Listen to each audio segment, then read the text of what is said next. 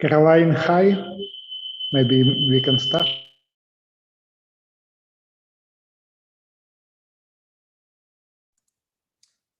Good morning, good afternoon. I'm not sure what time it is where you are. Here in the United States, on the East Coast, it's 10 o'clock in the morning. My name is Caroline Sakuchi, and I'm sure many of you saw me this morning. Again, for me this morning at 7 o'clock in the morning for the plenary speech. So I won't reintroduce myself, but I am going to introduce in alphabetical order the speakers that'll be joining us for this panel to discuss whether MARC should be replaced or whether it should remain. And so we have a very good panel of experts, and I look forward to the discussion. So first we have Boris Logunov, and before I say another word, I want to apologize in advance if I mispronounce any names, but I practice with one of our Russian specialists at the Library of Congress, so I hope that I don't destroy the names. So Boris Logunov is the director of the Central Scientific Medical Library and Director General of LibNet National Information Library Center. LibNet is the Russian analog of OCLC, whose mission is to create a union catalog of Russian libraries with online cooperative cataloging. Nathan Putnam is the Director of Metadata Quality at OCLC and oversees the teams of specialists working on data integrity and quality for the WorldCat bibliographic database, knowledge base, and registry. He has 20 years of cataloging experience working in multiple US academic libraries as a cataloger and manager, and enjoys discussing cataloging trends and issues with the wider metadata community. Sally McCallum is the chief of the Network Development and MARC Standards Office at the Library of Congress. Her office maintains the MARC formats, has spearheaded the development of the Bibliographic Framework Initiative, also called BibFrame, and is also engaged in XML and RDF representations of other widely used bibliographic standards. The Library of Congress Linked Data Service, id.loc.gov, and pilot projects using the BibFrame ontology are primary ongoing projects of her office. Regina Romano Reynolds is the director of the US ISSN Center and head of the ISSN section at the Library of Congress. She is an active member of the ISSN Review Group and represents that group on the US MARC Advisory Committee. She served on the US National Library's RDA Test Coordinating Committee that recommended adoption of RDA by US national libraries. That committee also recommended work on replacing MARC with a format that could fully take advantage of RDA and linked data. Reynolds has extensive experience in national and international standards for serials. Olga Zlobinskaya is a senior specialist at the Presidential Library in St. Petersburg, where she is involved in the development of the integrated library catalog, including data for library, archival, and museum materials. She participated in the development of RUSMARC formats for bibliographic, authority, and classification data. She has been a member of the Expert Council of the National Service for RUSMARC and is a standing member of IFLA Permanent UNIMARC Committee. So I'd like to welcome all of our panelists to this discussion. And what I think we'll do is start with a very basic question. When and how did the plan for replacing MARC even originate? I'd like Sally to start with that question, please. Sally, you need to unmute yourself.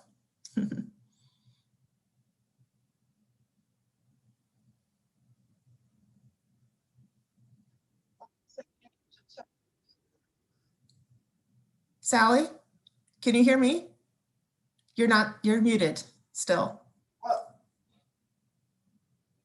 You can't. Sally, can you hear me? Yes, you can hear me. Can you unmute yourself? There's not an option to unmute yourself. Can the Zoom master unmute her for her?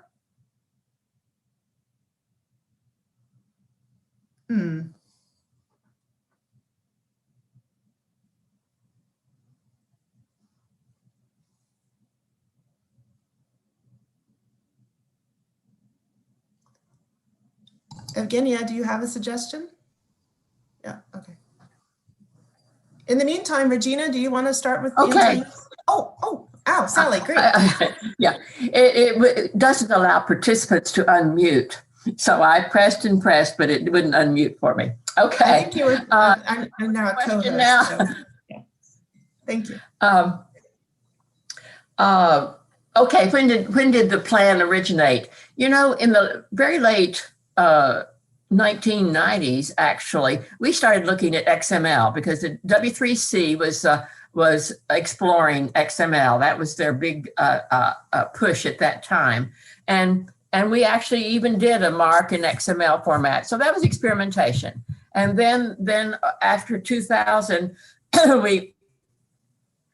we actually never implemented the XML, but some people in the US did do a lot of experimentation with it.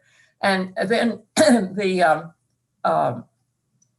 RDF became I think the W3C moved from XML to RDF, and they started exploring RDF, and it got uptake within the web community. And so it became while we still all use XML for some things, it became the big interchange format if you wanted to do linking.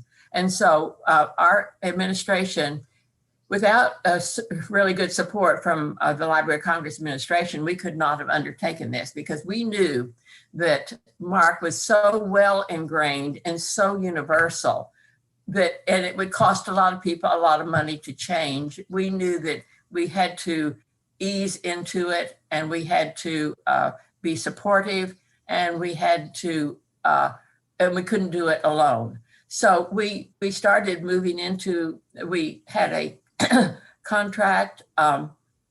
We did a little bit of exploration ourselves. We put the Library of Congress subject headings up in RDF using the MADS format.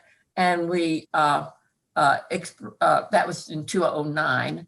And we explored some other files. We started putting up other files, and it just grew until we got really good support from our administration here at the Library of Congress to go ahead and plunge and to try to, because we were coming up with new cataloging rules, and it was time to see if we wanted to move into the new cataloging rules with new format. And so we did, and that's when we developed the first bib frame. I can't remember if there's a later question about the transition from MARC to linked data, but yes, yeah. And so I will leave it there, but that's how we got started. Regina, did you want to say anything else about it? Oh, I think. Okay, now you can hear. Yeah, I did. As was mentioned in my introduction, I was very fortunate to serve on the RDA National Libraries Test Committee.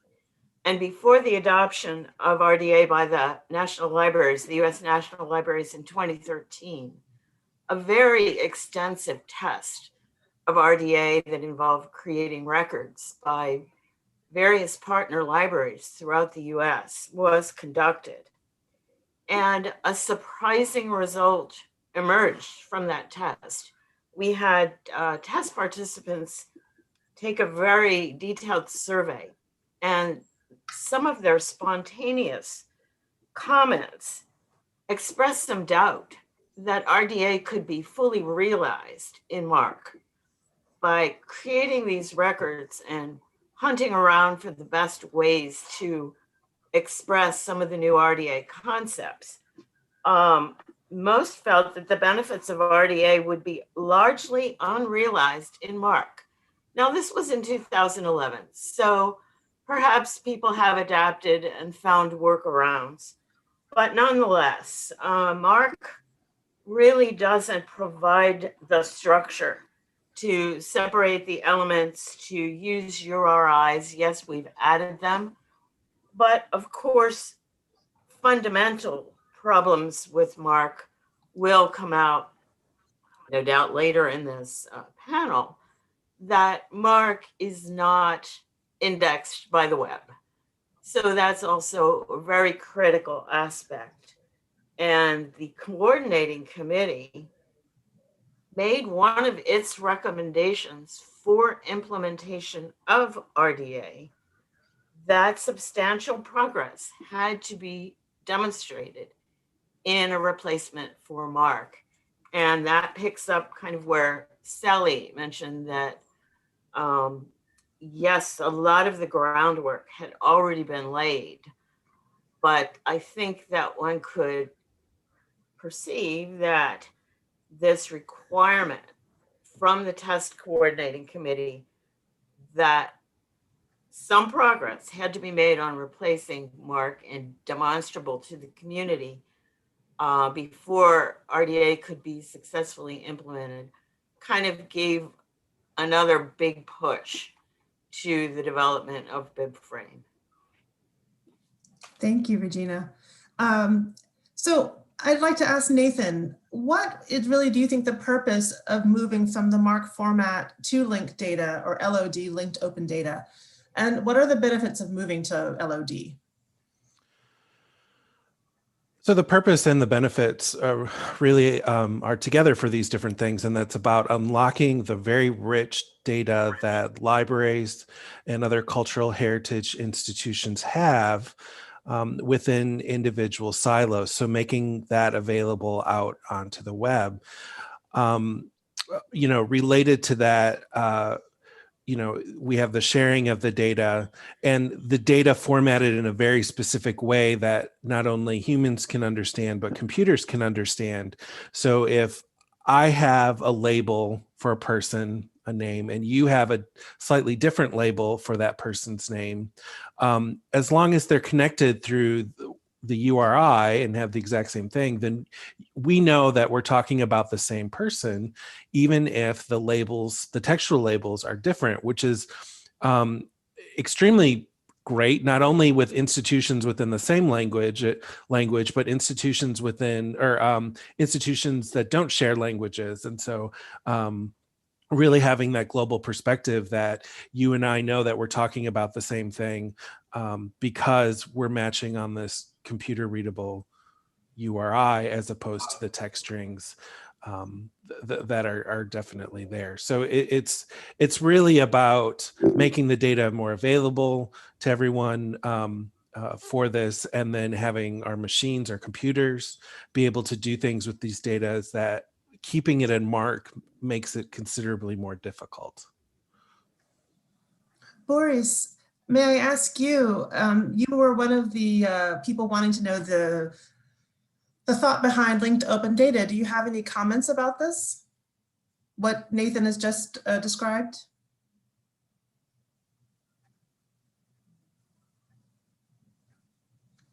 I believe he's mute. I think he is, but I'm not sure if he heard my question.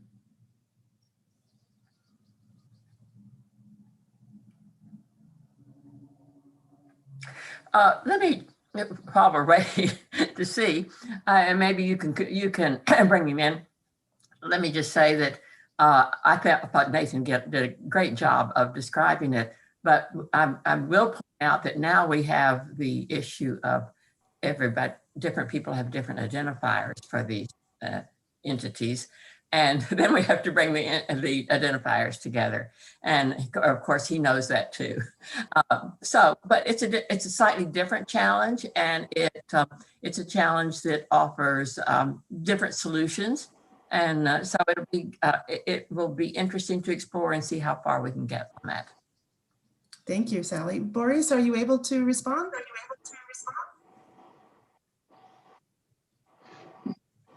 Да, я с вами.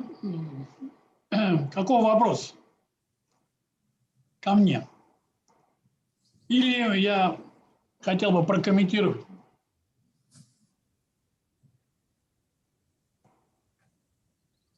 I'm sorry. Yeah. Yes, I wanted to know what your comments or thoughts were behind the answer about linked open data, the reason for linked open data, as a way to bring together URIs. Do you understand, if you understand URIs? Спасибо. Да, да, я понимаю. Но Здесь есть две проблемы. Одна проблема – огромное количество данных, накопленных за предыдущее время. И наша задача – перевести все эти данные в открытые данные. Ясно, что не все сущности отражены в старых библиографических записях. Их нужно восстанавливать. Это первый вопрос, как бы первая трудность. Вторая трудность в том, что еще далеко не все библиографическое сообщество понимает, зачем это делать. Я специально подготовил несколько примеров, которые показывают, что все вопросы, связанные с преимуществом открытых данных, можно решить в рамках МАРК-формата. Ну, например, если мы все сущности, которые есть в библиографической записи, на каждую сущность мы можем создать авторитетную запись. Это правда. Связь между библиографической записью и сущностью в авторитетном файле, да, они имеют такой же характер, как в RDF. Есть объект, библиографическая запись, есть отношение и есть сущность в авторитетных данных. Поэтому как бы идеологически, да, все связанные данные, их можно реализовать в системе МАРК-формата. Я имею в виду два файла, да, библиография и авторитетные данные. Другой вопрос, что вот предыдущий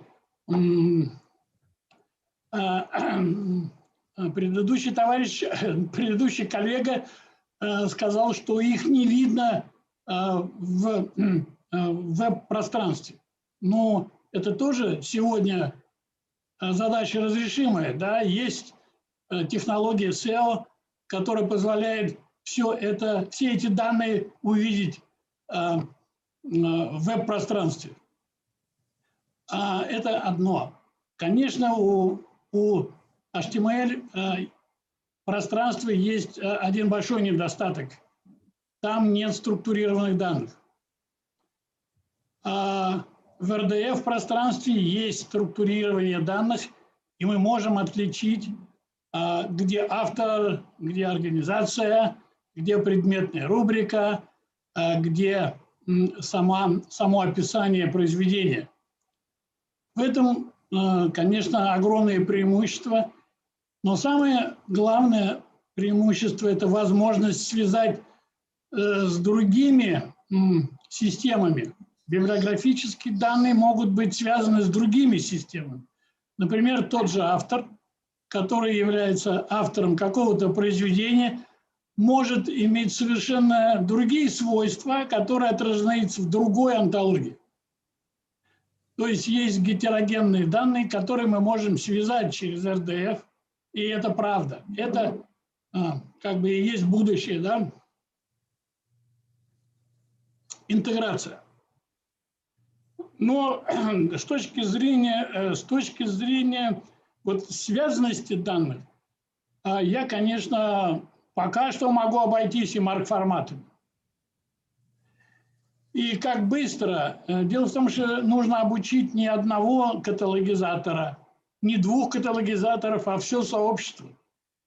Мы все должны овладеть этой идеологией и участвовать в ней.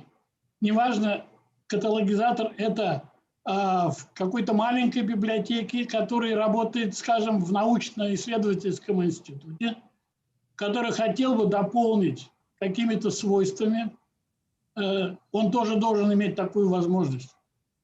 И вот эта вот массовость, она задерживает внедрение, естественно, РДФ.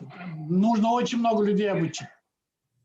И нужно иметь очень хороший инструмент для того, чтобы делать эти описания. Сегодня у меня есть вопрос к Сале и к вам, ко всем. американским коллегам, что вот что было в начале. Был ФРБР, потом что появилось? Бибфрейм, а потом РДА. Или наоборот. Сначала ФРБР, потом РДА, а потом бибфрейм. Скажите мне, пожалуйста, вот эту последовательность, как реально в жизни это происходило? Yeah, so Sally, thank you. Извините, для нас очень важно понять, как связаны форматы с правилами каталогизации. Нам же нужно менять правила каталогизации. Это huge problem.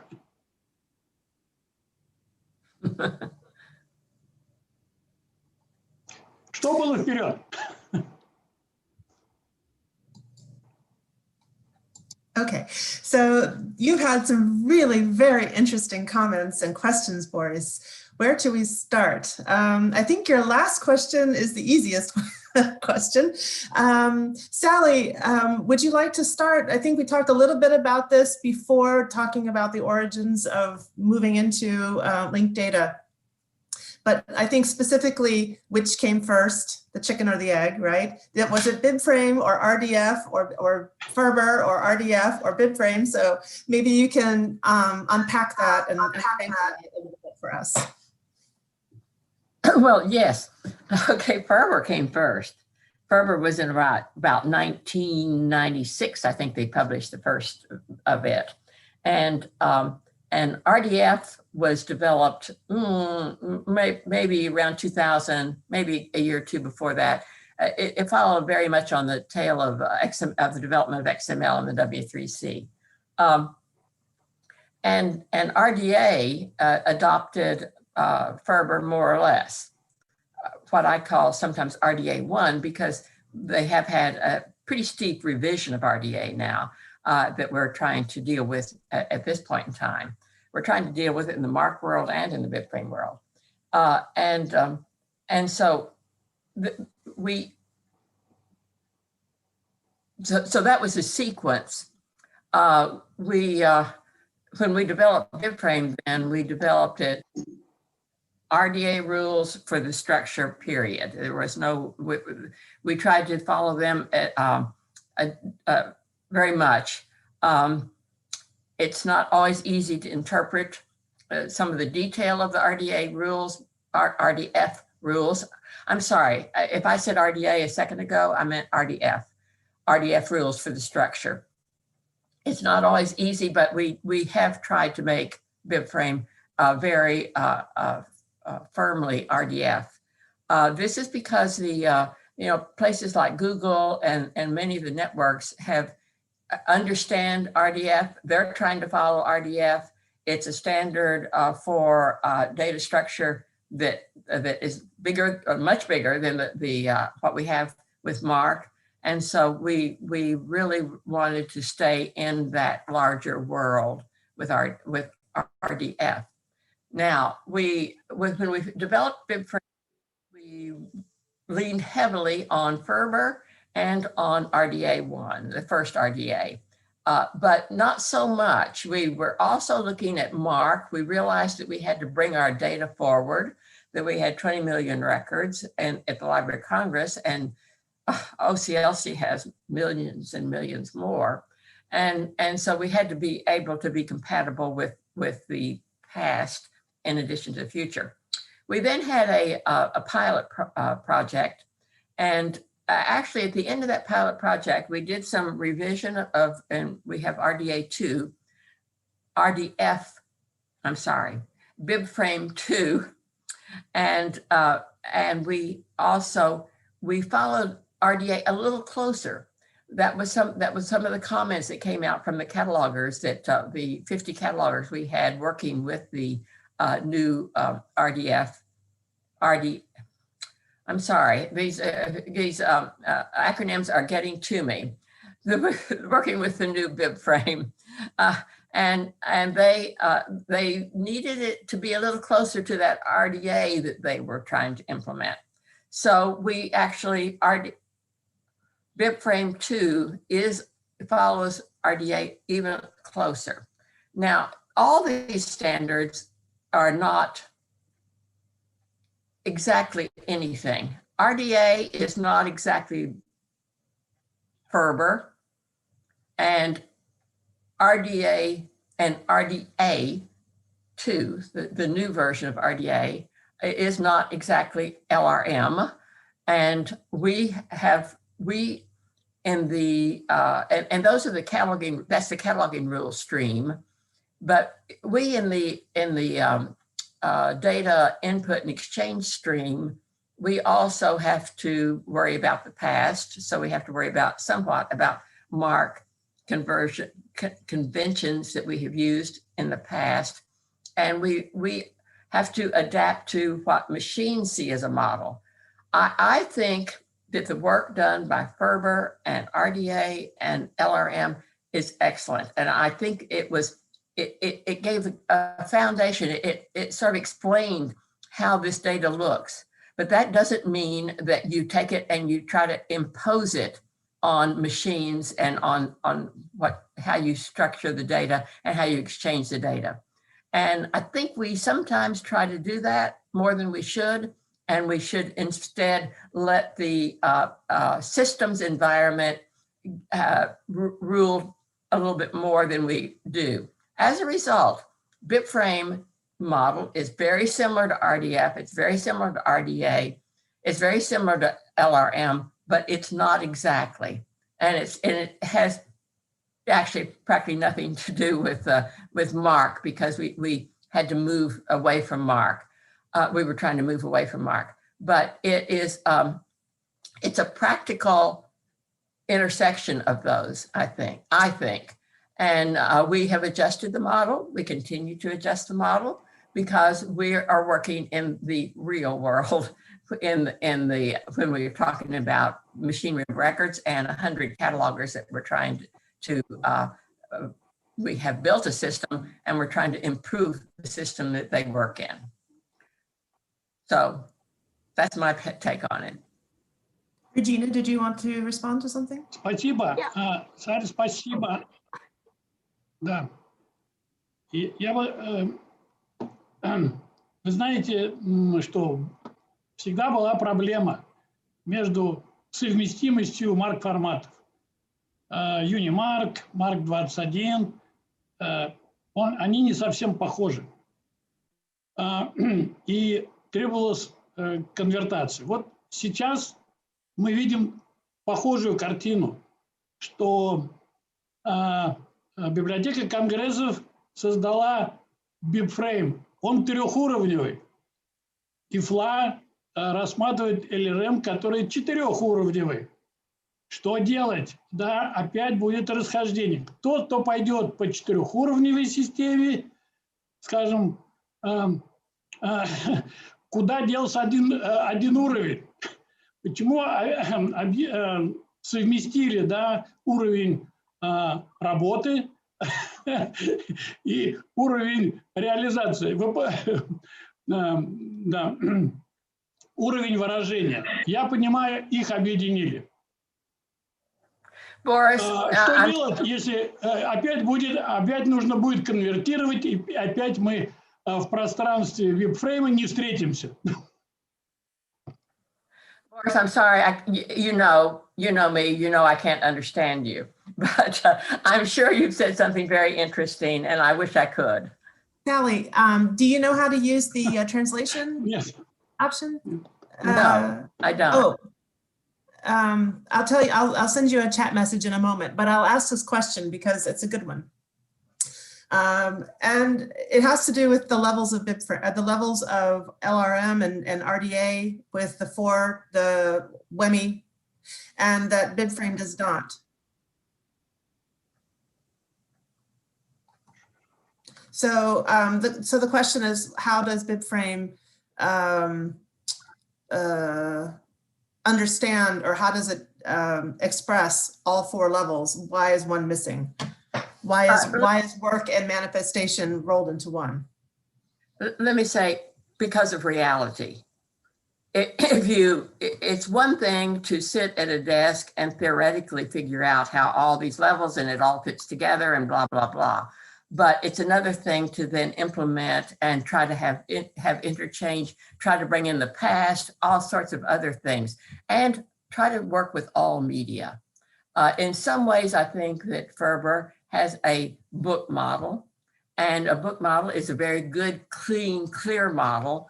And then it was taken rather and applied to other media, but other media don't conform. We can't force them into a square box if they're round. And so I think that that's why I say, I think the exploration and the theoretical documents of Ferber and LRM are excellent and very good work done by very good people. But that doesn't necessarily mean that translates into exactly those levels, that model in a real systems world. Now then, I'll try to find the So Sally, I just sent you a Салли, chat message. я очень хорошо вас понимаю и разделяю, что на практике реализовать трехуровневую систему проще, особенно когда все равно в основе сидит марк-структура. Мы все равно все самые хорошие свойства марк-формата пытаемся переложить в связанные данные. И эта зависимость очевидна. Вот. Но, например, французы сейчас делают, так сказать, стараются реализовать четырехуровневую модель. Да? Ну, возникнут проблемы потом. И с ними что-то надо делать. Нам главное, чтобы нам всем прийти к одной точке. Чтобы это была действительно совместимость на уровне веб-пространства, вот, RDF-пространства. Вот вы разрабатывали сейчас Toolkits, да, это инструмент для каталогизации. Вот. Значит, те, кто будут использовать LLM, они должны разработать свой инструмент для каталогизации. Ну, в общем, есть такие же проблемы совместимости, они будут в будущем. Это не очень хорошо. Мы не хотим, чтобы была какая-то разница, мы хотим, чтобы была полная совместимость. Но это проблема, которую, наверное, нужно будет решать каким-то образом.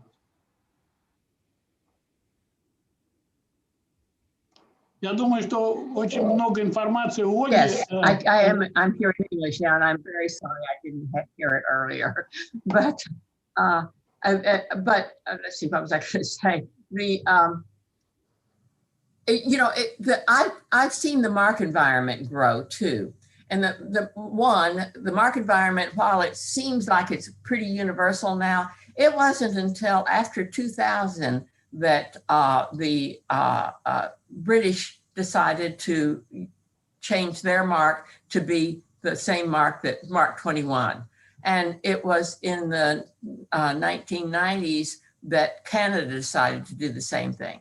And we today still have those of you who use Unimark, which I have worked with a lot in the past. And it's another one that's theoretically very, very, very well done, I think. And so it's MARC, we thought we had a fairly an environment that had come together, but on the other hand, RDA started exploding it. And so we had to do something. And right now we are working, for instance, to add data elements to the MARC format, MARC 21 format, that will support RDA, the new RDA. The MARC 21 format is a mess. We added many data elements when RDA first started, and we're adding more now. And because they looked at things differently, they wanted to, there was a lot of change. Some of these things are positive, but they aren't compatible with all those huge MARC files that we have. and some of them are not so positive probably, but they'll probably just float away. So we have got to, we are in a state of change, I think, both in the MARC environment and in the BibFrame environment. And it's going to take another 10 years for more of the MARC environment to move to a BibFrame environment. And it's going to take 10 years for the BibFrame environment to settle down. That's what it took 10 or 15, 20 years for the MARC environment to settle down. So it will take time, and that's the way it is. I hope that I personally hope. Я надеюсь, я надеюсь, что нам хватит 10 лет, чтобы как-то понять, как перевести MARC-формат в RDF-структуру. И тут мы, наверное, встретимся.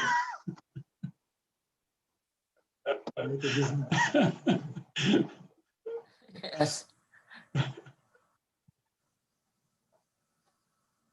Well, I So hope the environment is settling down, and we're not going to continue to get new.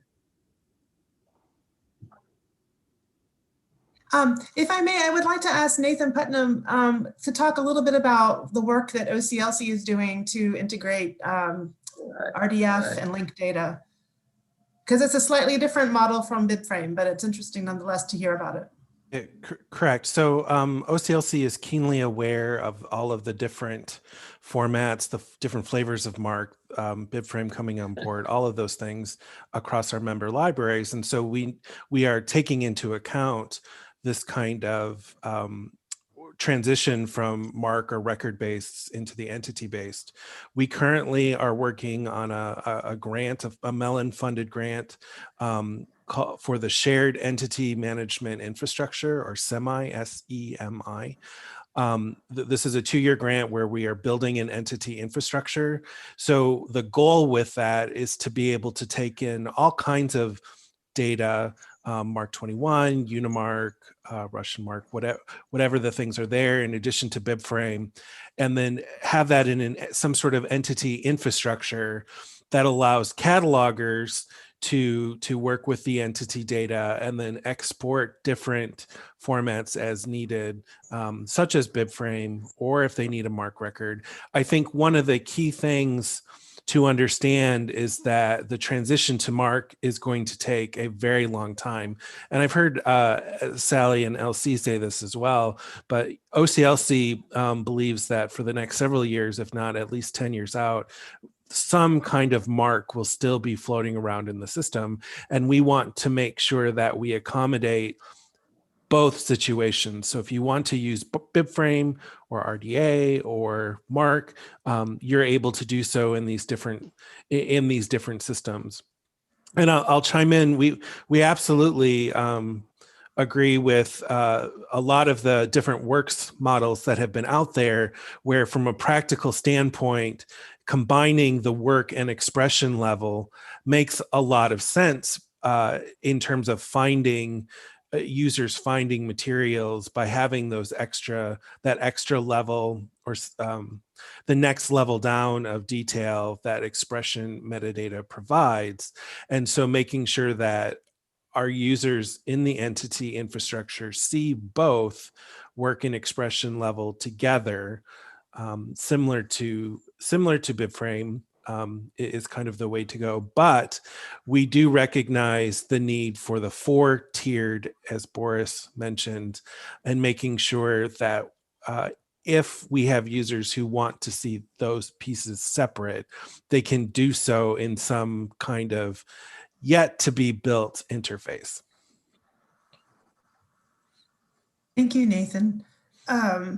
Olga, I'd like to give you the opportunity to respond if you have any thoughts about this conversation so far. Да, если мы говорим о том, надо ли переходить от MARC формата к новым инструментам, как это делать, зачем это делать, мы должны прежде всего думать не только об идеальной ситуации, но и о реальности, о которой сегодня уже так много говорили.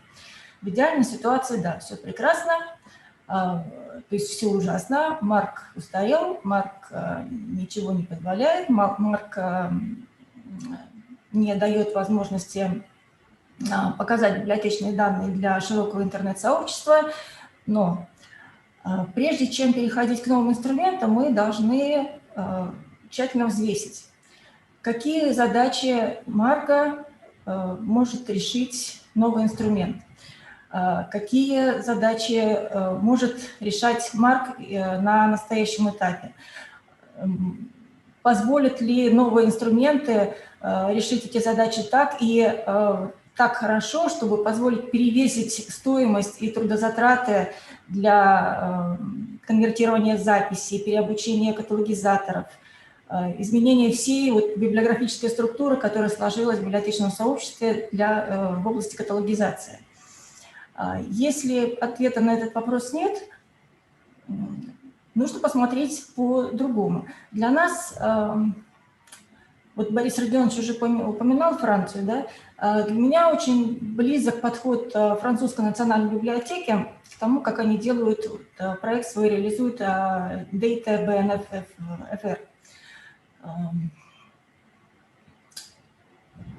Французские коллеги... Regina, would you like to... Oh, I'm sorry, I thought you were finished. I did not mean to interrupt you. Французские коллеги проводят четкое разделение между способом создания данных, способами хранения и способами использования для поиска. И с учетом всего этого, и с учетом экономических факторов многочисленных, разработана модель, в которой данные в французском формате интермарк сохраняются, создается информационный хаб, в который поступают данные из различных источников, это может быть и МАРК, и ЯАД архивные. В этом информационном хабе эти метаданные обогащаются ссылками, преобразуются в RDF, и уже в этой форме используется как настройка для организации поиска и представления в широком информационном пространстве. Это позволяет, во-первых, сократить расходы, во-вторых, не менять тот инструмент, ту технологию, которая уже сложилась и которая может быть использована в дальнейшем. Потому что решить неподъемную задачу, нам просто сейчас не под силам. Если говорить о текущей ситуации в России, у нас приходится признать, что, как вы уже, наверное, поняли, что у нас нет согласованного понимания, куда и как двигаться, нет административной поддержки, нет системы обучения. А обучение – это первооснова при переходе на новые инструменты. Нет программного обеспечения, которое бы поддерживало новые форматы и инструменты. И, что очень важно, нет гарантии сохранения информации при потенциальном переходе от Русмарк в другие стандарты. Несколько лет назад Национальная служба развития системы форматов Русмарк начинала пилотное исследование по разработке модели представления библиотечных каталогов в семантическом вебе, идея была похожа, близка к французской модели, тоже предусматривало сохранение записей в исходном формате, которые преобразуются, из которых извлекаются авторитетные данные. Ядром системы являются авторитетные записи произведения в терминологии ФРБР и ЛРМ. Да? И от этих записей устанавливаются связи через предметные рубрики, записи имен лиц, организаций к другим сущностям. По разным причинам эта работа была не завершена, но надеюсь, что в более практической плоскости мы к ней все-таки вернемся. Вот то, что я хотела сказать о нашей нынешней ситуации.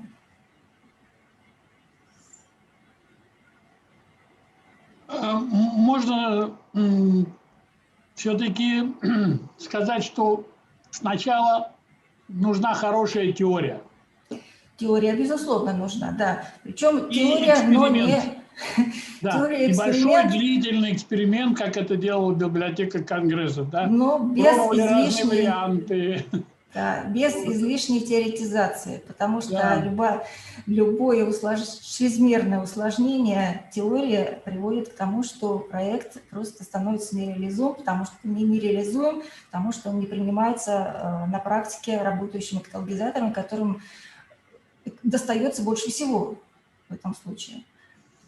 Поэтому теоретические, конечно, выкладки нужны, теоретические разработки нужны, но они должны учитывать и практику тоже, и реальные условия, в которых мы сейчас находимся. Да, это понятно. Я имею в виду теорию в каком смысле? Чтобы были четкие правила сформулированы, да, как трактовать вот эти вот классы сущностей, которые сейчас есть и в бифрейме, и в LRM, как их четко и однозначно трактовать, чтобы интерпретировать и брать эти данные, скажем, из тех данных, которые уже сейчас есть. Вот. Потому что надо чем-то наполнять. Вот. Поэтому вот этого у нас нет сейчас. Это нужно делать. Это нужно делать, и это по силу не отдельной библиотеки, а Нет, конечно. консорциуму, объединению библиотек, объединению ведущих специалистов, потому что ни одной библиотеке эту задачу в одиночку не решить. Да. Я абсолютно согласен.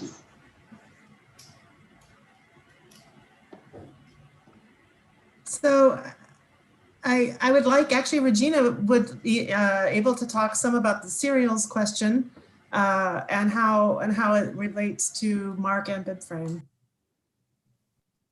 Yeah, serials are always the problem children of the library world. They are hard to fit into models because their behavior is very changeable. They change, they're unpredictable. And I have some staff in the US ISSN Center who are participating in the BibFrame pilot and who are actively pointing out those areas where serials are not exactly fitting into the framework. And hopefully this will help the framework to adjust to the serials, because serials will never adjust to a framework. We have been working with publishers for decades, and you cannot convince them to change how they do things. And serials are evolving very rapidly to accommodate or to take advantage of the internet, advantage of new ways of presenting information. So I do think that the ISSN network is doing a very good job at the International Center in Paris in kind of keeping a foot in each camp, if you will. Their underlying structure is still MARC 21, but they fully accommodate Unimark. At the same time, they have made ISSN data available as linked data in various RDF formats. They are incorporating URIs, and they have even gotten the ability to be indexed by Google. So I can talk about these more later, but I think it's a very good example of not being totally stuck into one format, but rather trying to get the most efficiency and effectiveness out of bits and pieces of the various formats, adding geonames, URIs into MARC records, providing the capability to be indexed by Google, all without radically changing the underlying MARC 21 format, but being able to accommodate other data streams and work with it. So I think it's a very interesting model for how to take advantage of the different opportunities in the current environment. Thank you, Regina. Boris? Можно спросить, вообще, вот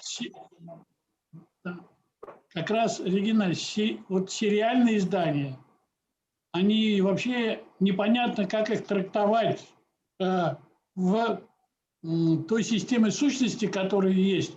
Что такое в сериальных изданиях, что такое работа? Это название серии или подсерии, или подсерии. И что такое работа, статьи? Как это укладывать? Хотя в сущности работы предусмотрена какая-то иерархия. Она там предусмотрена, есть. Но можно ли обойтись этими иерархическими связями на уровне работы, на уровне сущности работы?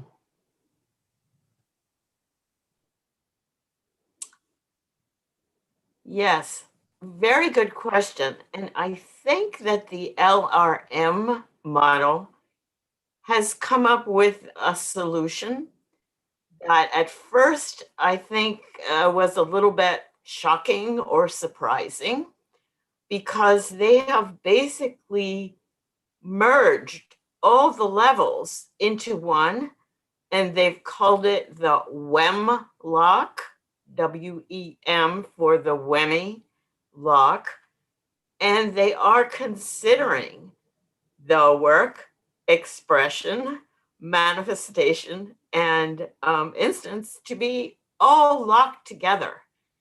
And in some respects, that solves some problems, because it's very difficult to pull out what is the work and what is the expression, in particular for a serial.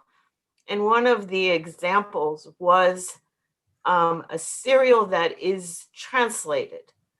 Well, we know that the translations, let's say the US edition of the French magazine Elle and the French edition, they will contain different content. They will really not be an expression one of the other, and more like editions. And then you get into the question of what differentiates a translation from an edition. And sometimes in one issue of a serial, the translations are exact.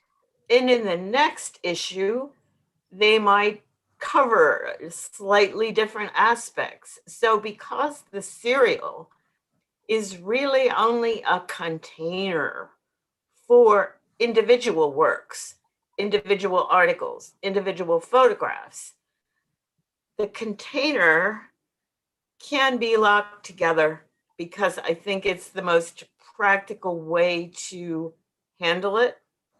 And it allows for each serial to be its own work, whether it's an edition, a translation, whether it's in print, online. It really has simplified or rationalized the ISSN practice of assigning one ISSN and considering the ISSN at the work level. And it then covers these various levels, because your French translation is its different work.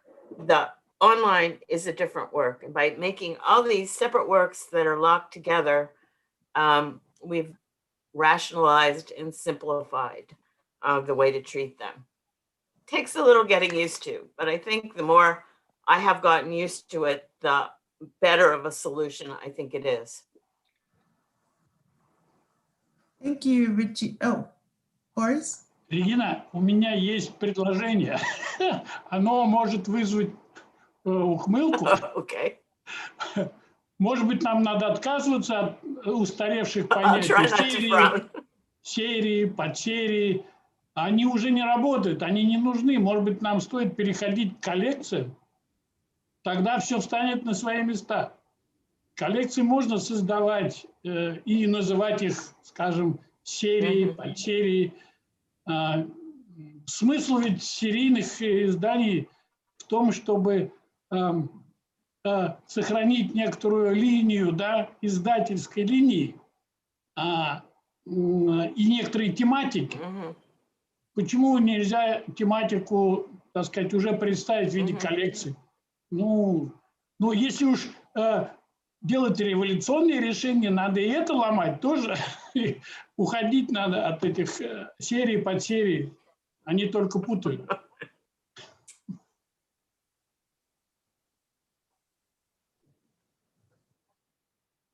Well, I can agree with that in a lot of ways. I will mention that, you know, in the ISSN world, we are really now talking about continuing resources, which is really a continuing collection. The scope has been broadened, and I still realize that we make sort of categories within continuing resources. And that, unfortunately, is tied to the cataloging rules, and RDA still more or less recognizes serials and integrating resources, while not necessarily using the term continuing resources. I agree from the perspective of the user that breaking these categories, breaking continuing resources into these different kinds of resources does a disservice. Right now in the concert program, we are talking about where does a serial kind of become an integrating resource, not broken up into issues anymore, but one continuous stream. So personally, I would hope that we can resolve this down the road in the future, because if a system allows faceting to only display something that's called a serial, or only display something that is a series, users don't understand these differences and they may miss what they're looking for. So I do agree with you that it's confusing. I think it's a result of taking a cataloging approach that is felt to be necessary to identify the aspects of the resource, but hey, maybe RDA 3 will resolve this someday in the future. So at this time, Извините, ведь сериальное издание, оно определяется чем? Датой издания. Ведь вот это дискретное накопление статей, выпуски и так далее, это ведь свойство печатной продукции. Сегодня ясно, что печатная продукция, особенно периодика, она все равно переходит в основном к электронному изданию. И поэтому достаточно, мне кажется, дата публикации и тематика. Вот мы получим коллекцию, тематика будет продолжаться сколько угодно. Вот. Но дата публикации каждой статьи не обязательно должно быть интегрировано в какой-то дискретный промежуток времени. Оно просто не нужно.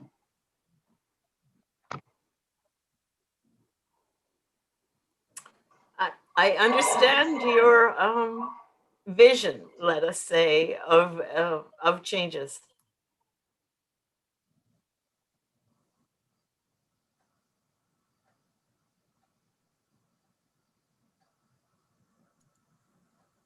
Regina, do you want to continue? I'm not sure I understand the question.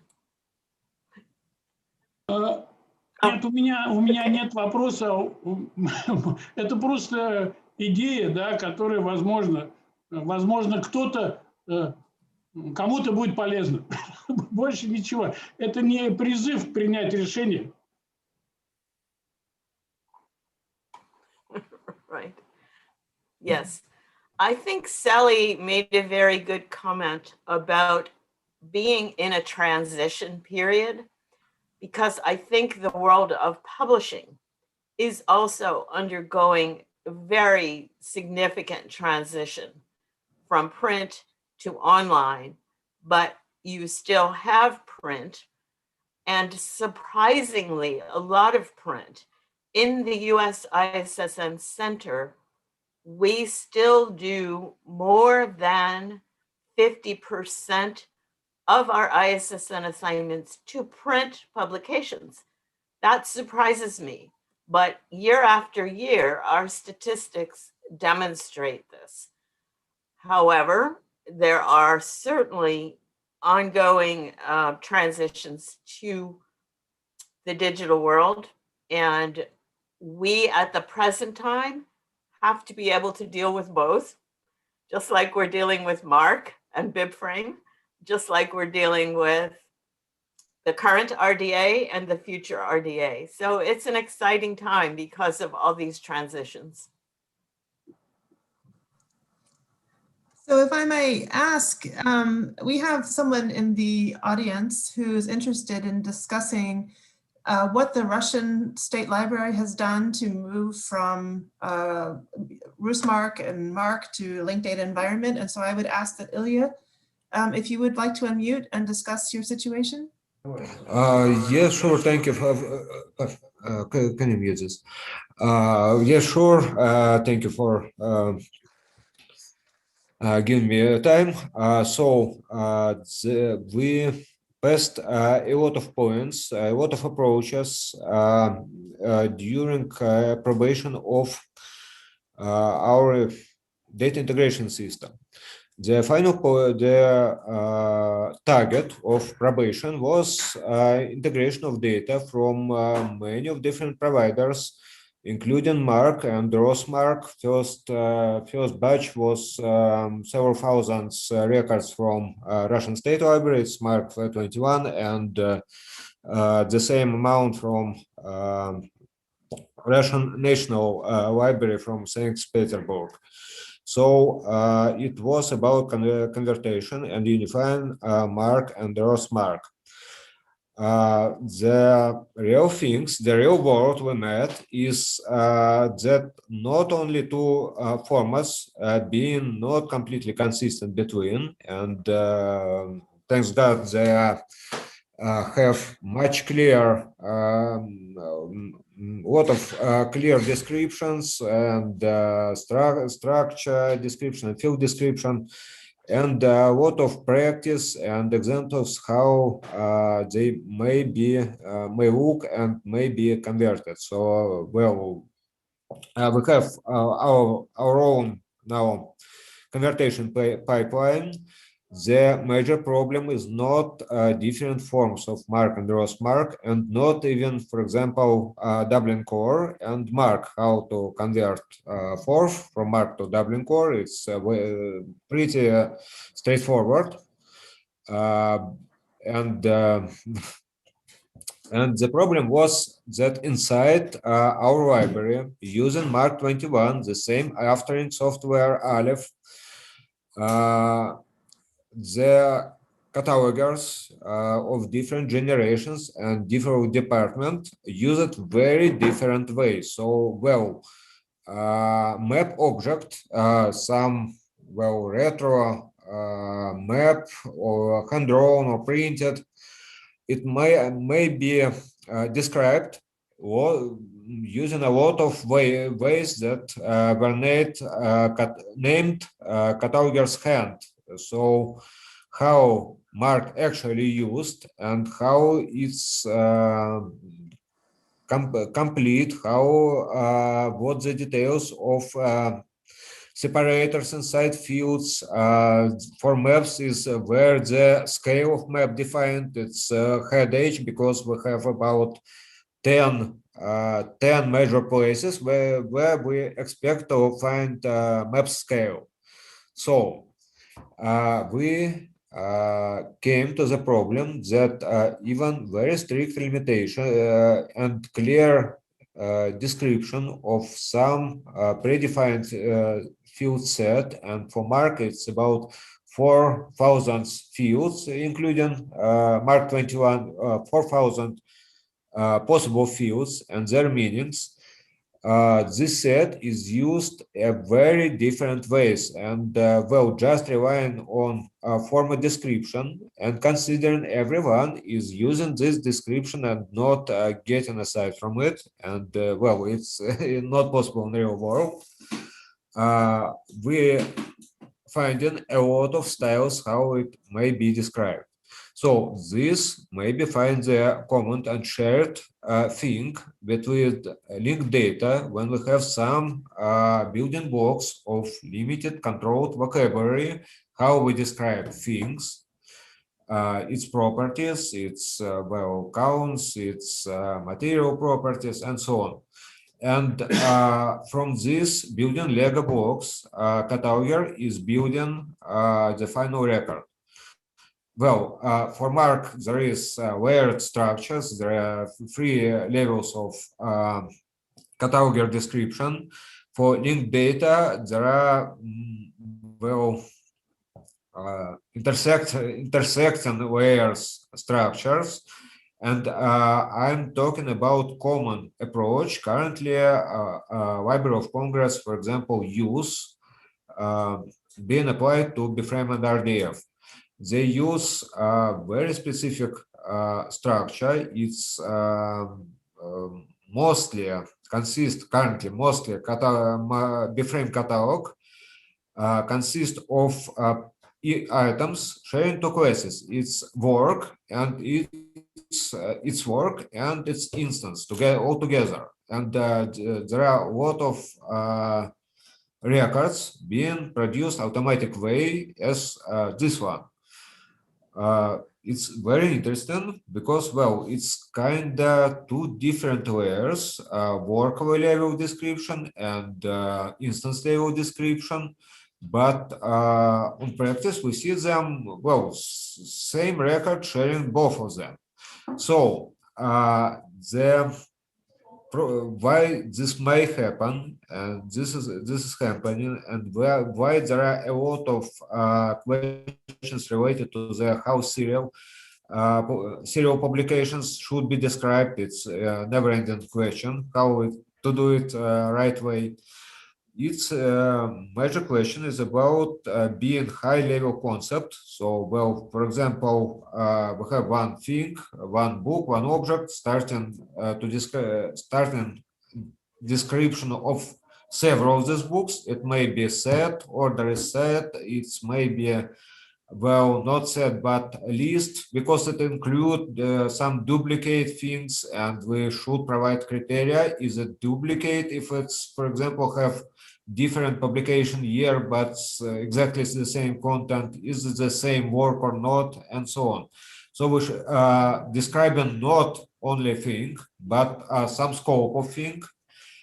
We should provide a lot of criteria related how the scope is filtered, how is defined, how we define similar and dissimilar things.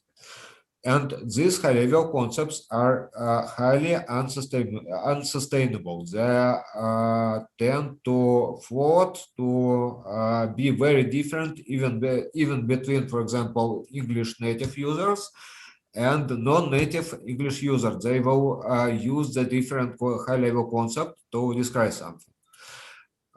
Between English and German, for example, terms that used in bibliographic description of material edition, there are intersection about 30%. So about 70% of English terms are not applicable or directly translatable to German, and vice versa. So seeing how, for example, bframe from first version, when it have two general levels of concept, it was work and item, if if I'm not mistaken, and seeing how easy it became free level description, we can see this on practice. This layering high level concepts are not sustainable. So currently we're targeting very specific approach where, well, it's may be found very conservative, but a new way. We're planning to, well, take record and drop the what we can name a fields, specific fields of specific format, because large part of data inside any card record is self-defining. It's well, if we have some name and there is a known field information, it's author field or contributor field or main creator field, and so on and so on and so on. Very different terms for the same person. Usually we can just drop these variants and define any of them. So we don't expect any bibliographic record be more strict than some value, some person name, and some list of synonymic or semi-synonymic definition of what this name relation to the instance.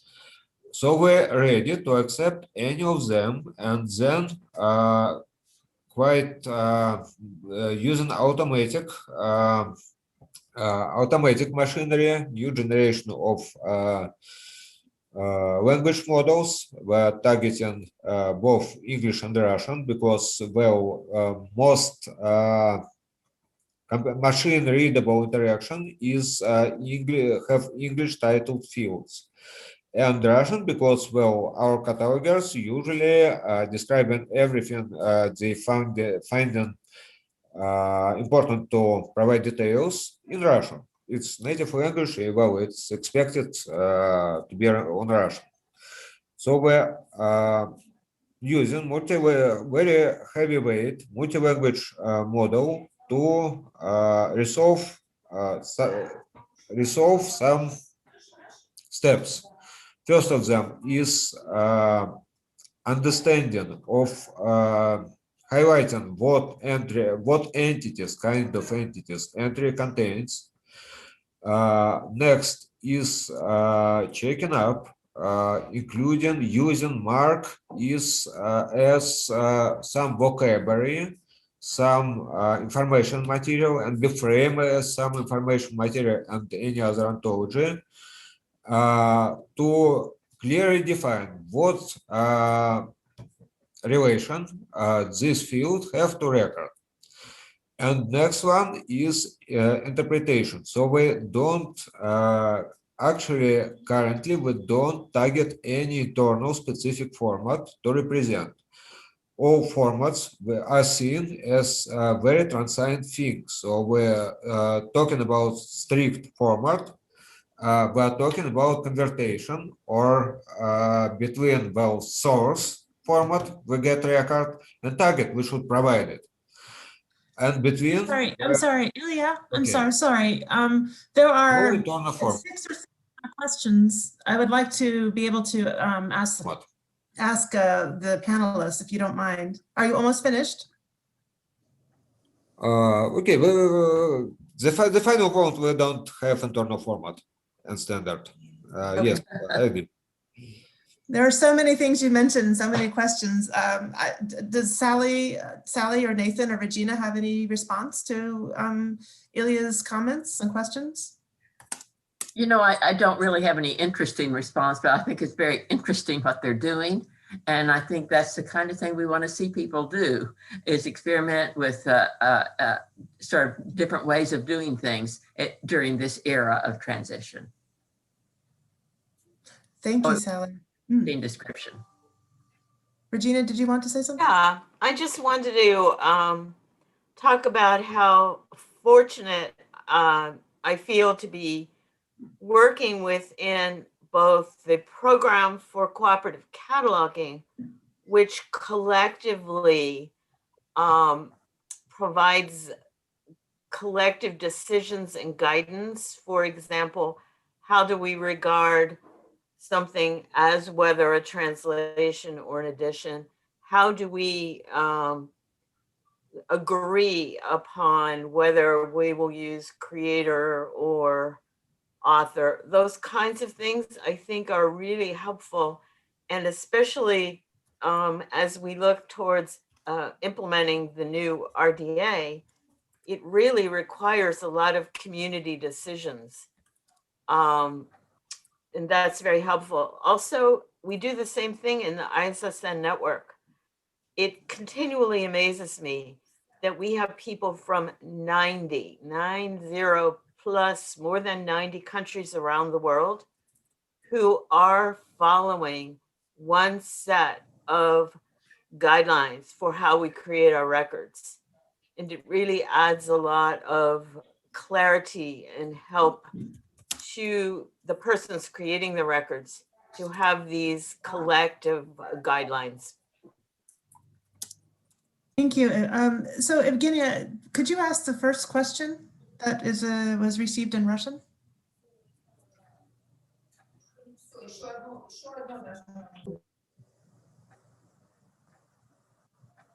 Уважаемые коллеги, у нас есть несколько вопросов на русском языке. Позвольте мне их зачитать. Первый вопрос от Вячеслава Бричковского из Беларуси. Зачем развивать МАРК, если он имеет массу ограничений для описания метаданных и установления отношений?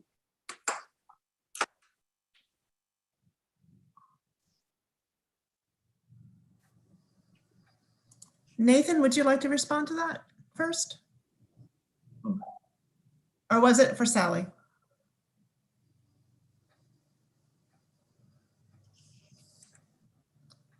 Nathan, why don't you start? Can you repeat the question? I apologize.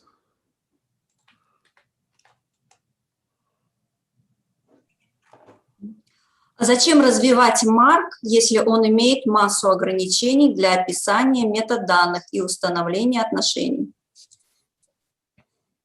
А можно мне ответить? Пожалуйста. So let me quickly add before it starts that you know the reason to continue developing MARC should be somewhat limited, but knowing that or believing that MARC will be around for a while, there's things that we can add to MARC that'll help the transition into graph data, make it smoother. Sally? Yes, I completely agree with Nathan that the systems of the world are MARC based, and the Library of Congress is working toward having input into BibFrame and switching to 100% input into BibFrame, but the surrounding systems around that input system will still be MARC based. They will still be our Voyager OPAC. And so MARC has got to continue to march along. Thank you. Evgenia, what is the next question, please?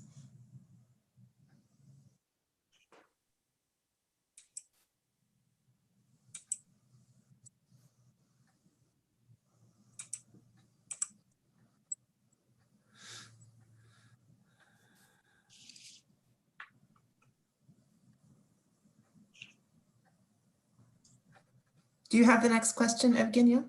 Yes. Извините, да. Второй вопрос адресован Салли.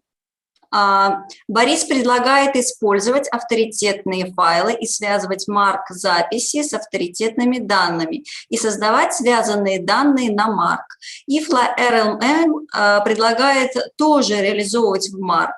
Такой подход в России поддерживается и некоторыми другими создателями библиотечного ПО. Почему библиотека Конгресса не пошла по такому пути? Какие САЛИ видят недостатки у подхода эмуляции связанных данных с помощью марк?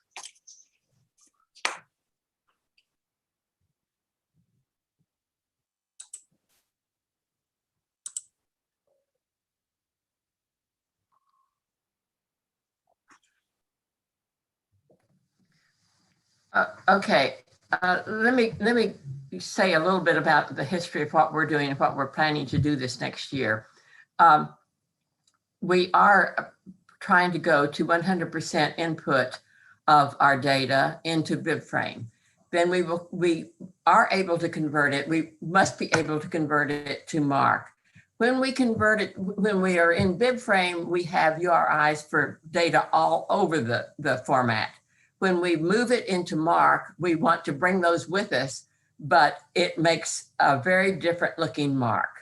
And we have yet to see how people are going to deal with the MARC that we create from our BibFrame, because we have all of these links in there.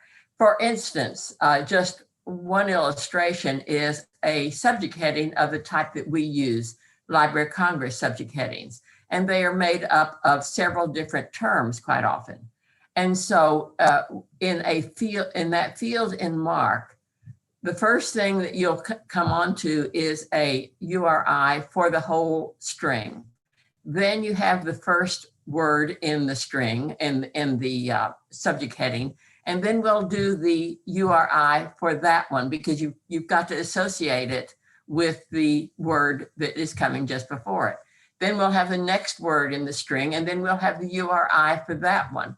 And then the next one, and maybe it doesn't have a URI because not everything in LCSH has URI. So it's going to be, it's not going to, in other words, that subject field is not going to look like what it has in the past, but it's going to have these linkages that you're saying that, well, why don't we just use MARC and put the linkages in there? And so it's going to, we have things like that all over the format. You have the code, the data in the 008 in the MARC format, and there's no place to put the URI. So we have tried to deal with that in the 3XX area. There are all sorts of peculiarities that just loading URIs into MARC is making maybe confusing. I don't know. We haven't gotten there yet, but when we are in fact distributing those records, everybody will see it works, it doesn't work. I have to throw out all those things in order to be able to use the data. We're not sure what is going to happen. So that's what MARC looks like with all this stuff loaded into it. And that's one reason we're preferring to input into a BibFrame environment and to develop a BibFrame environment. I hope that answers a little bit of what you wanted. And Sally, perhaps this is a good time to ask the question, what is the plan with respect to integrating the MARC information, the MARC data that we have now, working in BibFrame and then working back in MARC? Can you talk a little bit about the plans to continue them in sync? Well, at the Library of Congress, we want to change to the input of the record. The main input of the record will be in BibFrame. Then it will be converted into MARC and loaded into our OPAC. But at the other end of the process, we have MARC records coming in from our field offices in Nairobi and New Delhi and various places. We have concert records coming from OCLC and MARC, and we have these streams coming in, and we have sometimes very sophisticated applications. One that Caroline works with herself is a very fine application for doing cataloging and publication, SIP data. And so we still have these MARC records coming into our BibFrame system. Slowly, we will convert some of those so that they come directly from the whoever created them come directly into the BibFrame system, and then they get back out of the BibFrame system into the MARC system. But some of them will continue to come in via the MARC system and then be loaded into the BibFrame system from the MARC system. So, but we see this as slowly changing. And one area, I sort of depart from what I've been talking about. One area that I think has not been fully explored or well explored is discovery within the BibFrame system, within a BibFrame system. And so we want to do a lot more, change some emphasis to looking at how you might have improved searches, how you're going to have improved ability to find things in a BibFrame system as opposed to a MARC system. And then we will probably take some more steps for moving things into a BibFrame system. So that's sort of what we are planning, piece by piece movement, and it's not easy, so therefore we have to do it piece by piece. And so, thank you, Sally. Following on that discussion of the data integration. Carolina, Oh. sorry. Yes, I'm sorry, Boris. Каролина, можно задать вопрос Салли и Натану? Конкретный вопрос практически. Можно? Скажите, Yes, пожалуйста, скажите, пожалуйста, вот у сущности, которые есть, вы формируете в РДФ, сохраняете ли вы атрибуты этих сущностей такими же, как у вас в авторитетных данных? Или они другие? Вот когда сущность описывается в авторитетных данных, да, у нее есть тоже поля, подполя. И вот эти поля и подполя являются атрибутами, да, атрибутами уже в РДФ. Вы их сохраняете или вы их меняете? Мой вопрос понятен?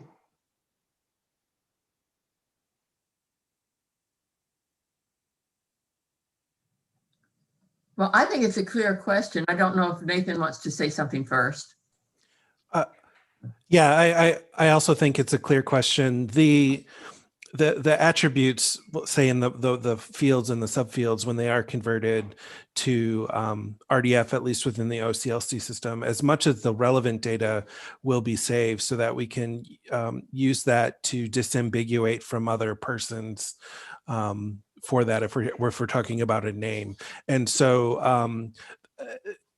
the only thing, and this may not be specific to your question, but we wouldn't, of course, we're not going to call the attribute 100 field subfield C or something like that. It'll have a named thing property for that.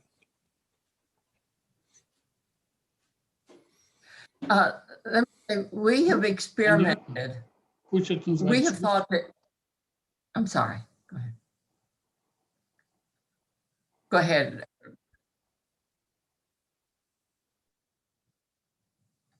Sally, go ahead. Oh, okay. Thank you. We have experimented with, we have thought that sometimes we have more detail in the MARC record than is necessary or that is useful in this day and time. We've experimented with reducing the amount of detail, in other words, subfielding. We subfield something because we can see, we know it's, we can identify it, but it doesn't necessarily mean we need that for retrieval or for searching or for anything else.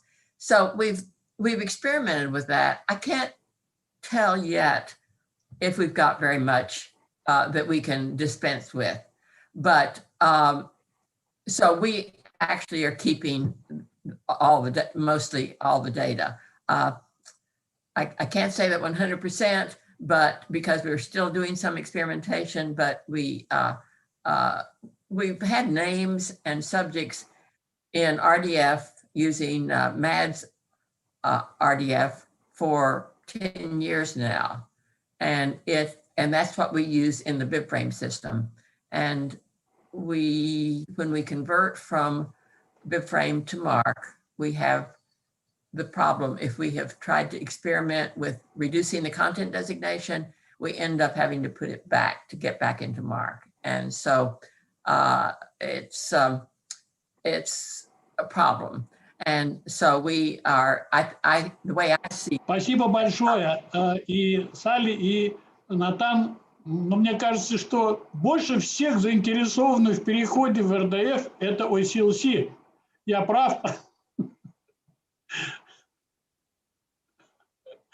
Потому что они занимаются интеграцией разных ресурсов. Им это крайне необходимо.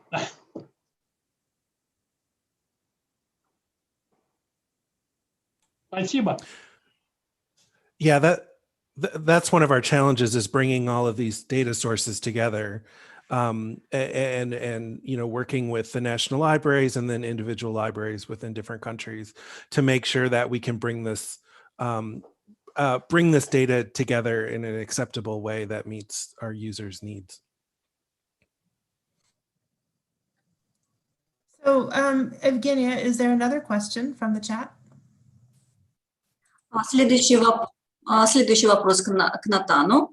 Уход от МАРК на графы требует много усилий. Если бы Натан был директором национальной библиотеки и ему надо было выбрать, начать ли в своей стране переход на графы или остаться на МАРК, какой бы выбор он сделал?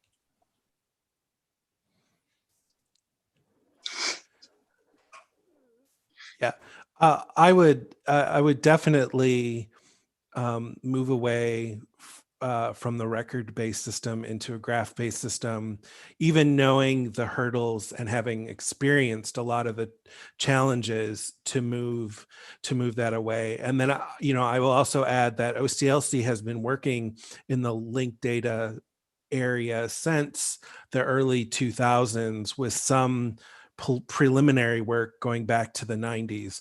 And so yes, I would recommend this change. The benefit of having the data unlocked from these silos is really outweighs the challenges to keeping them all locked up.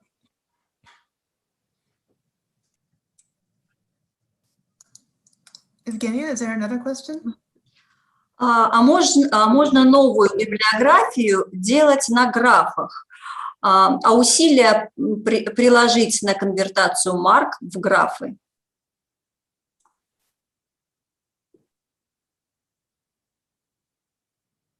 Повторите еще раз.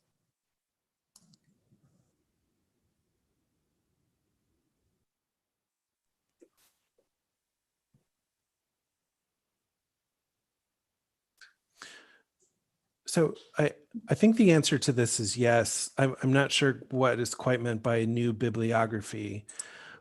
But as Sally also pointed out, and as OCLC is working on this, we need to be able to start the process of working natively in graph infrastructures, as opposed to staying in MARC and converting everything to graphs, because that'll ultimately be the future as catalogers and archivists and everyone describing resources are moving to take advantage of the graph infrastructure. Thank you, Nathan. A question I wanted to get back to is how does BibFrame and is it Schema? I'm sorry, the OCLC product that you're working on? For Semi. Semi? That's the shared entity management infrastructure. Yeah. Thank you. How will the multiple kinds of linked open data efforts be integrated in a larger ecosystem? And that's a question for Nathan or Sally or Regina. I'll start because this is an excellent question and something that OCLC deals with on a day-to-day basis. The basic solution that we have found is to have an internal system that can convert all of these different standards used by the libraries into something that we can work with and then display out, or allow libraries to export data in, whether it's a MARC record or BibFrame record. And so part of our infrastructure is to build that, bring in data from these disparate sources, aggregate the entities, and then allow users to interact with the entities, and then export the records or BibFrame entities as they see fit. So that's the goal of this grant funded semi-project with kind of a first public release date in early next year, 2022. So, Regina, do you have a response? More of a question, although first I do see the ISSN International Center having to take a similar approach as they get different forms of data in future from their 90 libraries. Some will perhaps adopt BibFrame, some will have other linked data, and some will stay in MARC. So I think that's the only solution. But I also wanted to address the transition from the current environment to a graph environment and bring up the question of serials again, because one of the things that I see, and maybe I'm not looking at this quite the same as others, is that serials are more inherently amenable to a graph environment because they really don't behave hierarchically in terms of the typical Ferber or WEMI model. Nathan, do you see difficulty in translating the hierarchical traditional Ferber model and its extensions into LRM into a graphical environment which is not hierarchical? Specifically to serials? Well, most specifically, but also generally. Yeah, so there was a comment made earlier on in the session where, and I believe it, to summarize, it was LRM and the FRBR model work really well for monographs, particularly textual monographs. Mm-hmm. And OCLC has been holding a series of data workshops over the last month or so, last couple of weeks. And one of the questions we are asking is, how do you intend to use the knowledge of work, expression, manifestation, and item in your workflows? And to summarize the responses a little bluntly is, well, it depends. And specific format, serials is one that's often called out.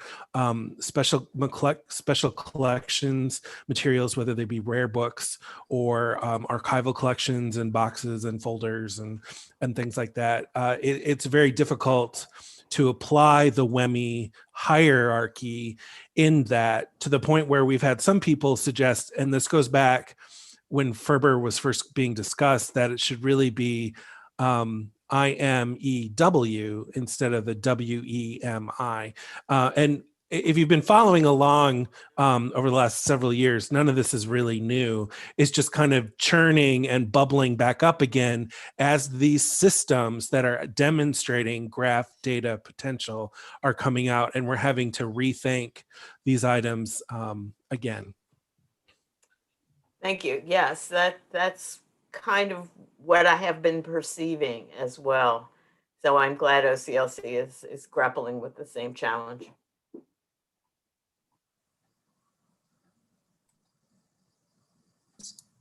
I mute myself. I have a question that I think our Russian colleagues are asking specifically. Considering your extensive experience, what sequence of transition from the MARC format to linked open data would you recommend to Russian libraries if they work in the national format RusMarc, according to the rules of the Russian cataloging rules, which is the Russian ISBD? So this is maybe a question to start for Sally or Nathan.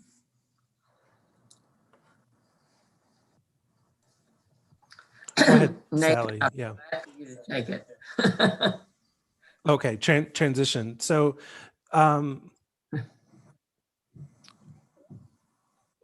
what OCLC has traditionally says and continues to say is that whatever transition you go through, it needs to meet your users, your workflows, and your institutional policies. And so it kind of from our standpoint, if that means going from RusMarc to Unimarc into linked data, and if that makes sense to the infrastructure and things like that, then go ahead and do that. If you're in a position to jump right from RusMarc to linked open data, that's going to limit the amount of data loss.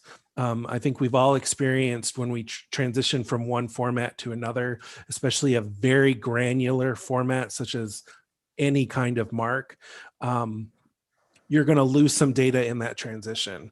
And so the less transitions or hopping you need to do, the richer the graph will end up. But again, it's better to get to the end and be in this new graph infrastructure. And we can pick up the pieces as a community if anything is kind of left behind.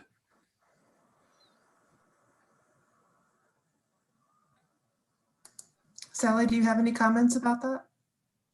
I don't know that I have anything to add to what Nathan says. I think it's a very good point that you don't want to move from one format to another.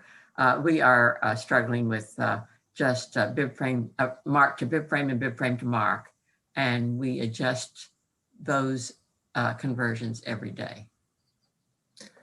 So is it possible to switch from Unimarc to linked open data so that there's full compatibility with BibFrame, or would you still need to create a converter?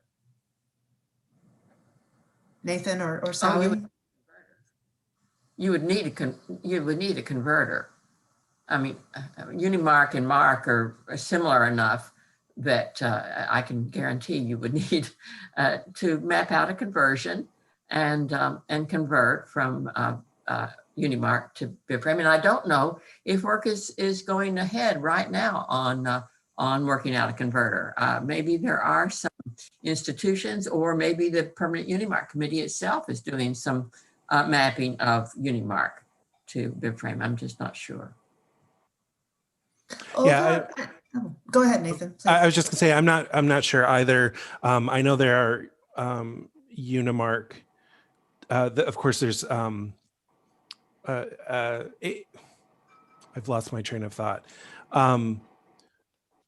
We have the MARC 21 into the linked open data. If there's a Unimarc into MARC 21 transformation, which I assume there is, and given resourcing at your institution, that may be the path to go. So you don't have to develop your own Unimarc to linked open data. Keeping in mind though, those the cost of that may be loss of data because of the multiple skips, as we said before. But again, getting to the end into the graph data would be the ultimate goal.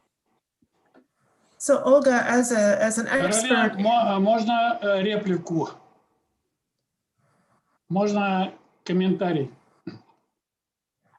Дело в том, что в России используется особый вариант Unimarc.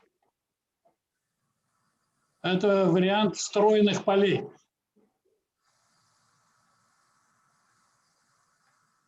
И это очень сильно упрощает переход к связанным данным. Потому что уже там заложено связи между сущностями через идентификаторы. и нет необходимости встраивать полностью текстовую информацию в библиографическую запись. Там можно обойтись только связями в виде идентификаторов. И сущности существуют отдельно. Вот они уже сейчас существуют отдельно в авторитетном формате. И поэтому их разделить, их декомпозировать гораздо легче в Юнимарке со встроенными полями. Поэтому нам легче.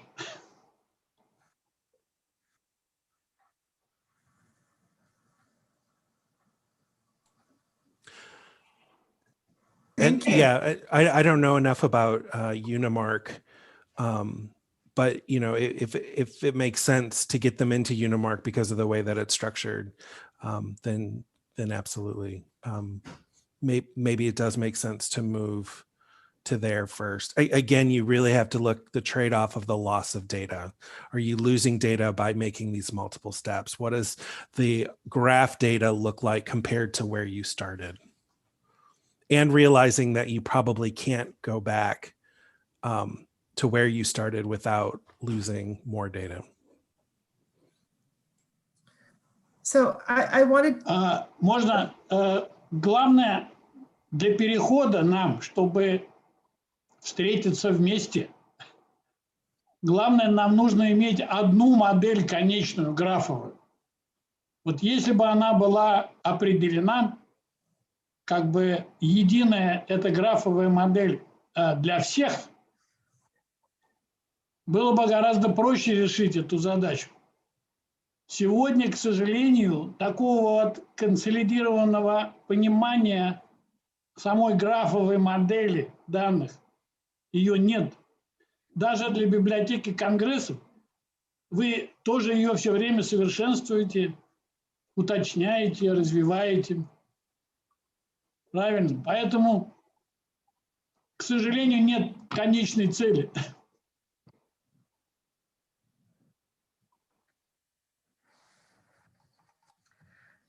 Well, I think we're in that transition period.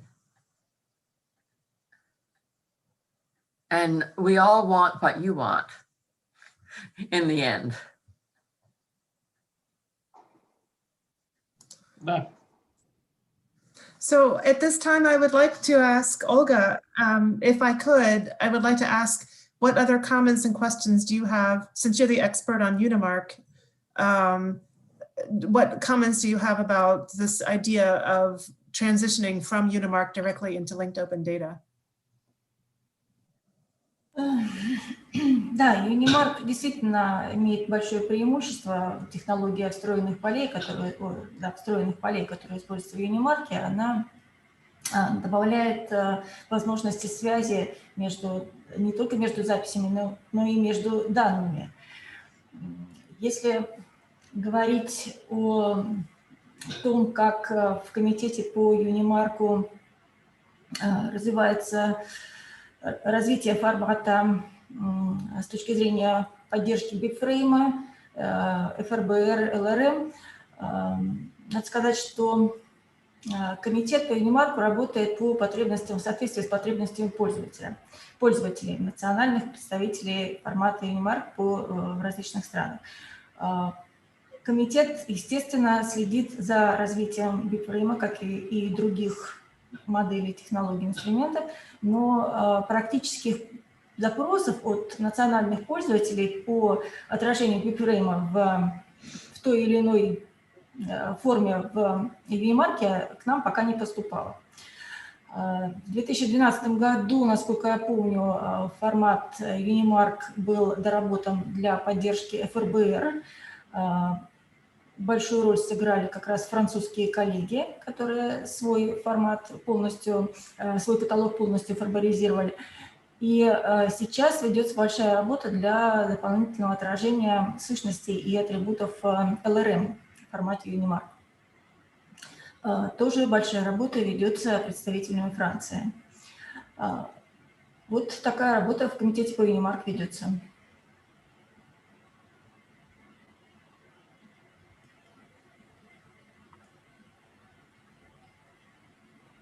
Это хорошая Thank you, новость. Olga. I don't know as much about Unimark, so this is really interesting for me to hear about it. So Evgenia, is there another question?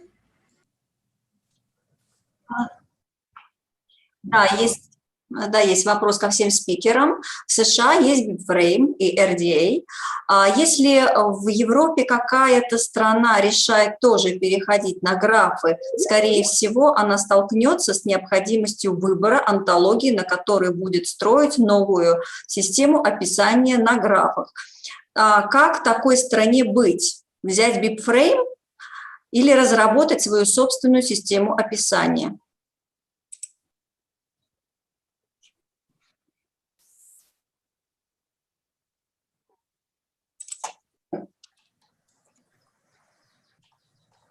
Well, I obviously would say BibFrame because that we want to, it's not too early to start trying to bring things together.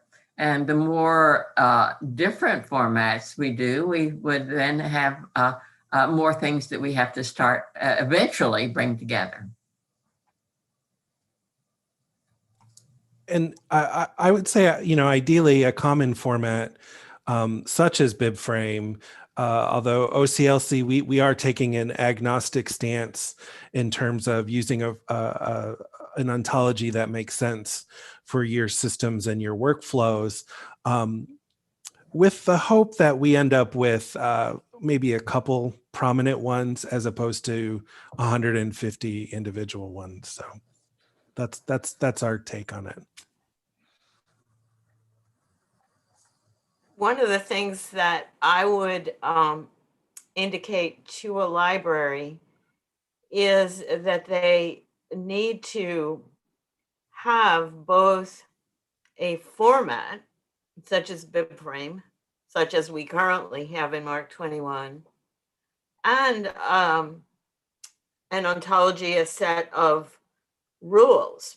So I think sometimes it's easy for those that are not intimately involved in our work to confuse RDA and MARC and LRM and all of these acronyms. And it might be helpful to be able to explain that FRBR and LRM are models, that RDA and in fact ISBD, although ISBD I believe is under serious revision to incorporate LRM, the models. So we've got the models, we've got, if you want to call them the rules or the instructions, and then we've got the formats in which those instructions can be placed to carry out the instructions. And I hear so often confusion among these that makes it more difficult for higher library officials to even understand the decisions that have to be made. And I think that same thing goes for the training that Boris mentioned earlier, that I think it would be very helpful if catalogers even can become more clear on the relationship between the models, the instructions, and the formats, because right now in this transition period, it's very easy to get them all kind of confused what their purposes are and how they work. Do we have any final thoughts from Boris or Olga?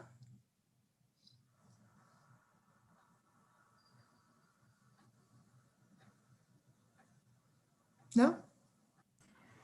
Okay. Да, если можно, отвечая товарищу Арсену Боровинскому, практика показывает, что на самом деле единая схема, единая модель, единая антология даже в пределах одной страны не обязательно не требуется. Главное, чтобы эти антологии разрабатывались в строгом соответствии с рекомендациями W3C, чтобы они были связаны между собой, чтобы вместо пресловутого силоса MARC данных мы не получили силы связанных данных, как было сказано в одном из докладов, насколько я помню, на конгрессе ИФА. И если мы вернемся все-таки к вопросу, который обсуждается у нас сейчас, умрет Марк или не умрет, я бы хотела сказать, что судьба Марка зависит на самом деле от того, какая схема связанных данных будет принята библиотечным сообществом, ну, в частности в России или в другой стране.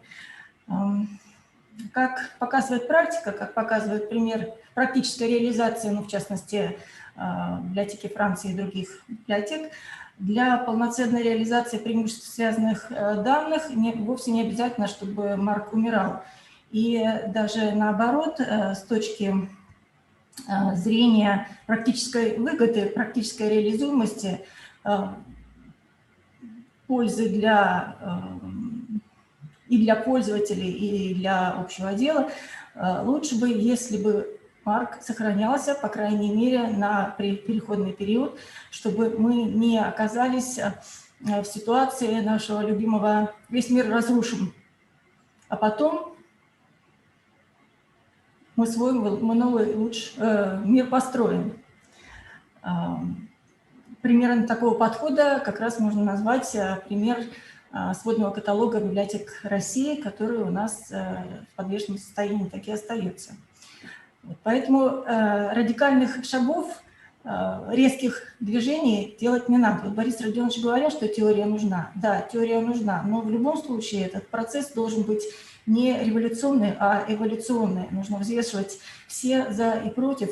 Нужно очень аккуратно подходить к этому вопросу, чтобы не оказаться просто отрезанными и от всего мира, и от своих пользователей тоже. Я бы тоже хотел прокомментировать. Я полностью согласен с Ольгой, но я по теории понимал подготовку к тому, чтобы что-то практическое, как наш академик Аган Беган говорил, что нет ничего более практичного, чем хорошая теория. Нет теории, нет видения, а что делать? Вот поэтому вот в этом смысле я говорю, а не в смысле усложнения проблемы, да?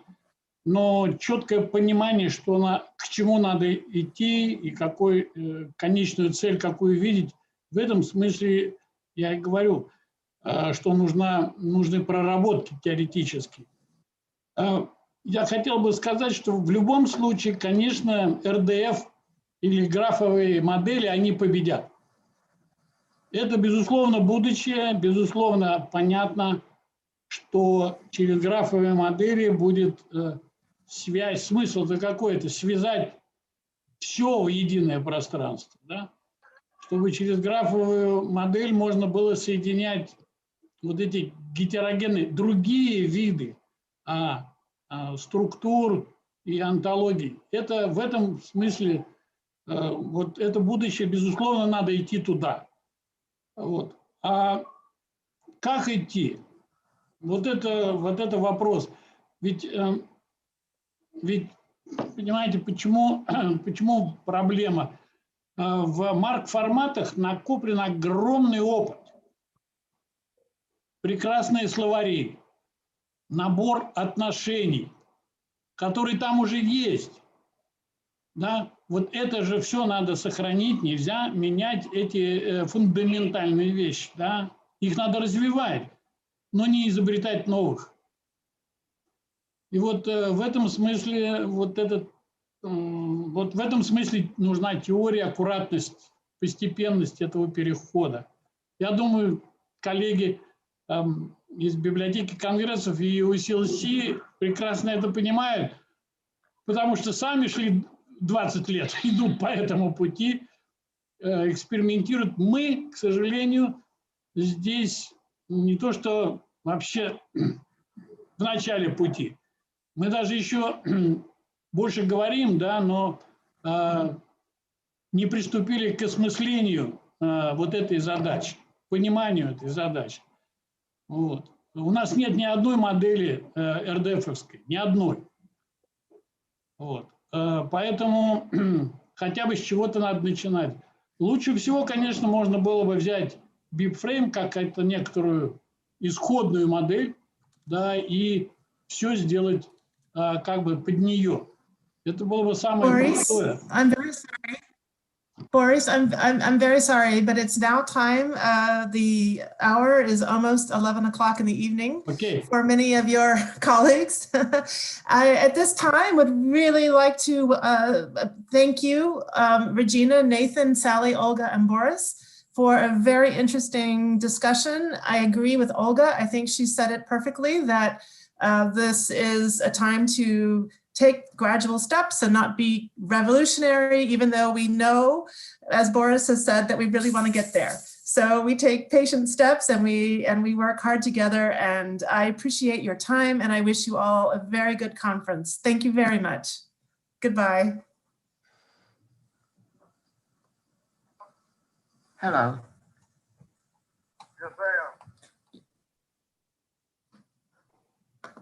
Спасибо. Спасибо. Спасибо всем.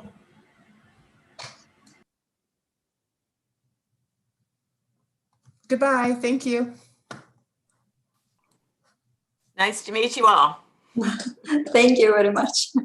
See you. See you. Bye. Bye. Thank you, Evgenia. Thank you too. Bye to everybody. Fine, Thank thanks you. a lot. It's been a very interesting conference.